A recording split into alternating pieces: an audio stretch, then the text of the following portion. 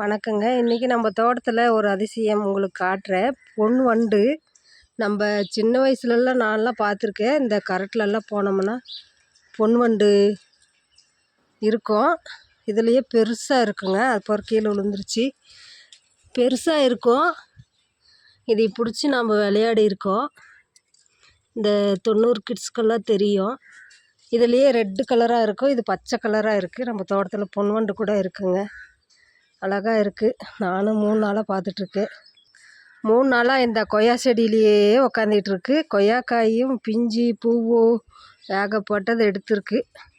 நம்ம கொடுத்த சத்துக்கள் அப்படி காய்கறி வேஸ்ட்டு, இலத்தலை, வேப்பம் புண்ணாக்கு, கடலை புண்ணாக்கெல்லாம் ஊற வச்சு கொடுத்தேன். எது எது இருக்குதோ எல்லாமே கொடுப்பேங்க.